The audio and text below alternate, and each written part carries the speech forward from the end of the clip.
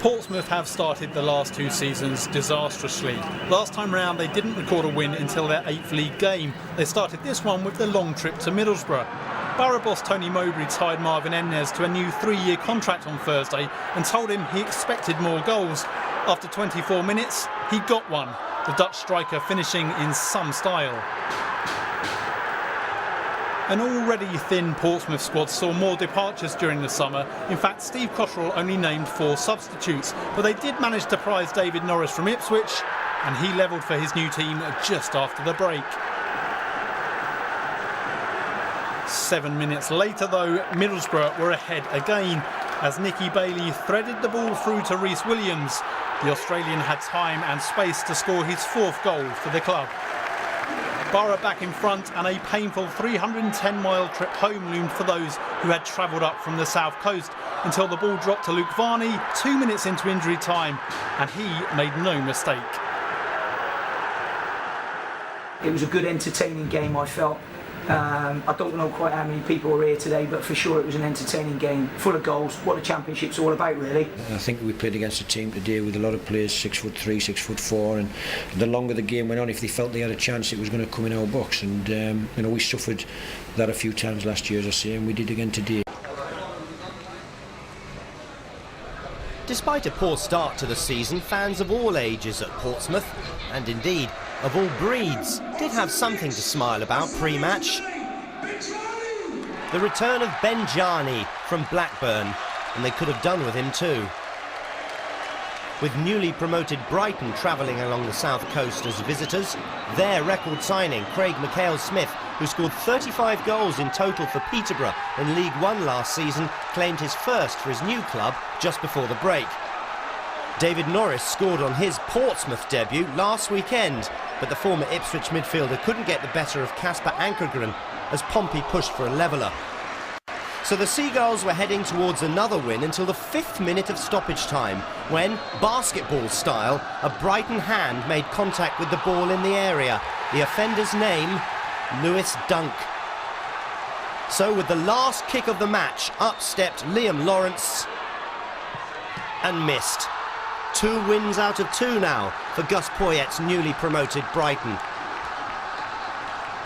As a manager, you expect your team to be able to cope with a strong team away from home, and we've done it. So even if the result was 1-1, I will go home thinking that we can cope. We've deserved a result out of this game today, for sure. We're going to go home a little bit sore because we've definitely deserved a result.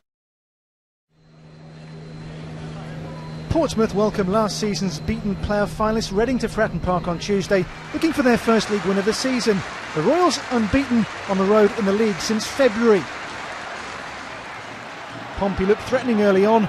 Greg Halford beat Adam Federici, only to be denied by the woodwork.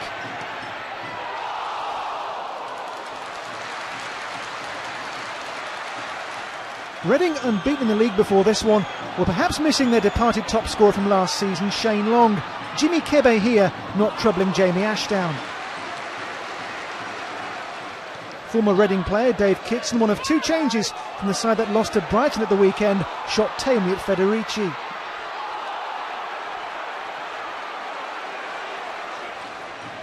Portsmouth piled on the pressure and made the breakthrough after 51 minutes when the unmarked Kitson volleyed home from close range.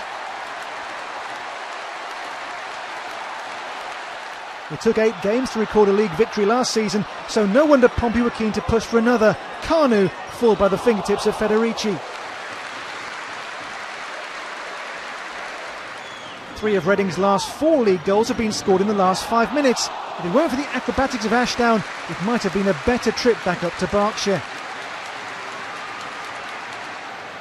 Despite this late appeal from Reading, Steve Cotterill's side hung on for a 1-0 win to gain their first points of the season.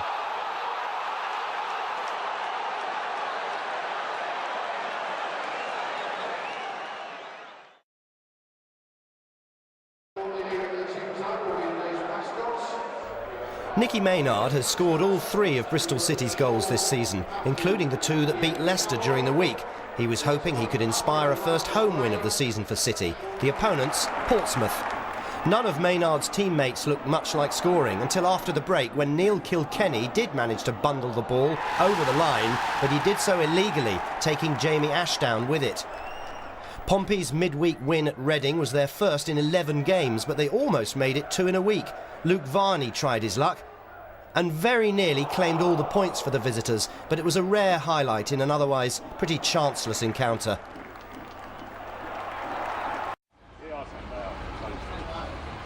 Cardiff went goal mad in midweek, scoring 5 against Huddersfield in the Carling Cup. Portsmouth have only scored 3 all season, so it was perhaps no surprise when Cardiff almost went ahead early on as Darcy Blake's effort rattled the Pompey post. In fact, Portsmouth have not scored in the first half of any match this season, but that duck was almost broken in spectacular style when Joel Ward did that. The woodwork was actually busier than either keeper, as just after half-time, Greg Holford's free kick became the latest effort to crash off the goal frame. Cardiff have an impressive recent record over Pompey. They've only lost once in 10 league matches against them, and they finally got the ball in between the posts through Andrew Taylor, his first goal of the season. Now, in that FA Cup final, it was Kanu who scored the only goal, and the evergreen striker came off the bench to score again. A second-half Portsmouth goal, of course, this season, but one that gave them a point. Could have been more goals in it. We've had 2 cleared off the line in the end. I just thought today we needed a little bit more of a spring in our step today to go and win the game. Overall, I was delighted with the attitude, the performance, and the way we came down here and played. You know, it was always going to be a tough day down here. You're tested defensively. They throw a lot of balls into the box. They've got a lot of height in their team, and with the long throws can cause problems. But I was delighted with the way we played. 3 red cards now for Leeds in 5 league games. Is that a particular worry as far as Simon Grace? No, I mean, they probably haven't had the start that we imagined, but I don't think that's a sign of frustration. I think maybe there's 1 or 2 times we saw last week with Grader where he just wants to get in and make the tackle and win the ball, and there's a little bit of over enthusiasm at times where you just got to keep if you've been booked, you've got to have a little bit of responsibility with regard to how you play the rest of the game. But no, I don't see a frustration there. I just see a will to try and go out and succeed. And the man endearingly known as King Kanu came up to rescue a point for Portsmouth. Interesting admission from Steve Cottrell after that game. He said he overworked the players in training in midweek, hence why their energy levels kind of waned towards the end.